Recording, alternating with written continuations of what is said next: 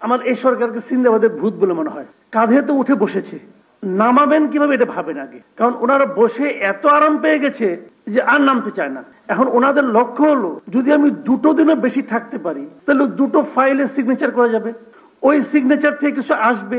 চিন্তাটা এখন ওই পর্যায়ে যে ঠেকেছে। সংস্কার নিয়ে আলোচনা করা হচ্ছে।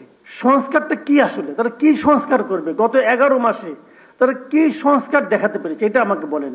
তারও চেয়ে বড় কথা, আমি আরেকটা কথা বলি, যে ওনারা যে সংস্কারটা করবেন সেটা কি ভালো হবে না মন্দ হবে এটা আমি বুঝবো কি করে?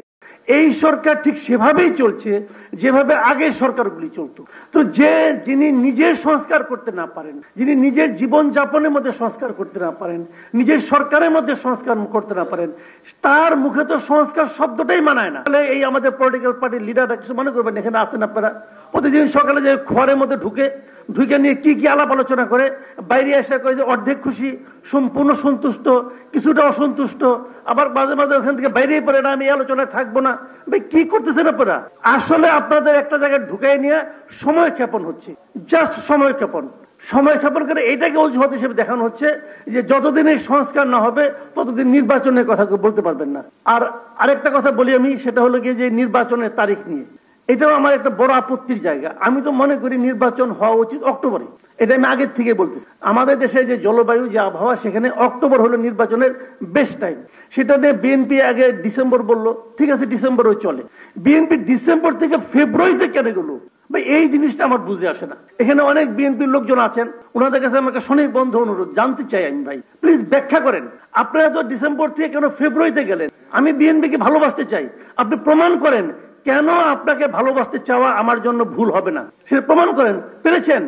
পারেন নাই। এই যে সংস্কারের নামে সময় ক্ষেপণ, এটা আসলে একদম বোগাস। এই কারণে বোগাস যে বিএনপি একটা 31 দফা একটা সংস্কার কর্মসূচি তারা দিয়েছে আজকে থেকে 2-2.5 বছর আগে। যখন এই সংস্কার কর্মসূচি চলছে তখন কি বিএনপি তাদের কর্মসূচি স্থগিত করছে? করে নাই তো।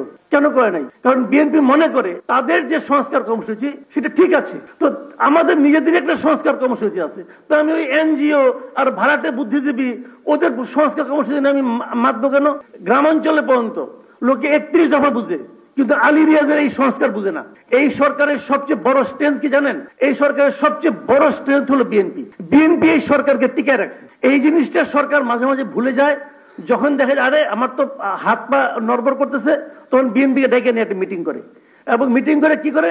ওই মিটিং আইনে নিয়ে বিএনপি যে 3 জন উপদেষ্টা নিয়ে আপত্তি করছিল, ওই 3 জনে একজনকে নিয়ে আসে, আইনের পাশে বসায় বলে দেখো তোমাদের দাবি আমি পাত্তাও দেই না। বিএনপি খুশি হয়ে চা বিস্কুট খেয়ে চলে আসে।